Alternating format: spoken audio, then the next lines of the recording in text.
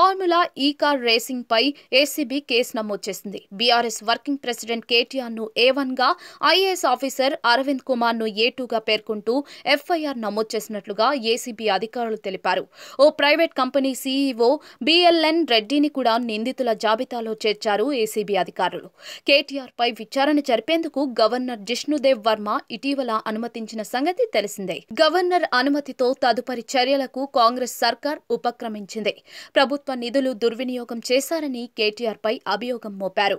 కేటీఆర్ పై 4 సెక్షన్లు 13(1)A, 13(2) PC act, 409, 120B కింద case నమోదు చేసింది ఏసీబీ. తెలంగాణ ముఖ్యమంత్రి రేవంత్ రెడ్డికి దమ్ముంటే ఫార్ములా ఈ రేస్ పై అసెంబ్లీలో చర్చ పెట్టాలని కేటీఆర్ కాసేపటి క్రితం అసెంబ్లీ లాబీలో డిమాండ్ చేసిన సంగతి తెలిసిందే. కానీ రేవంత్ రెడ్డికి, కాంగ్రెస్ ప్రభుత్వానికి అసెంబ్లీలో చర్చకు పెట్టే దమ్ము లేదని కేటీఆర్ స్పష్టం చేశారు. ఫార్ములా ఈ రేస్ పై అసెంబ్లీలో చర్చ పెడితే ఎవరు ఏంటో ప్రజలు నిర్ణయించుకుంటారు. రేవంత్ రెడ్డి లీకులిచ్చి రాజకీయ దుష్ప్రచారానికి పాల్పడుతున్నారు. ఫార్ములా ఈ రేస్ ఇతర స్కాములంటూ అసత్యాలను ప్రచారం చేసే కన్నా సభలో చర్చ పెడితే నిజాలు తెలుస్తాయి కదా.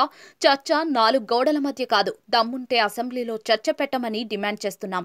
లీకు వీరుడు సీఎం ఇచ్చే లీకులే తప్ప నిజాలు అధికారికంగా చెప్పే దమ్ము లేదు అని కేటీఆర్ అన్నారు. ఈ ఫార్ములా రేస్ లో విషయమే లేనప్పుడు ముందే నేను కోర్టులకు వెళ్లి ముందస్తు బెయిల్ అడగాల్సిన అవసరం లేదు.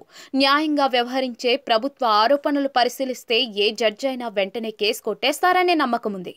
అధికారికంగా చెప్పే దమ్ము లేక కేబినెట్ లో 4 గంటల చర్చ అంటూ వార్తలు రాపిస్తున్నారు.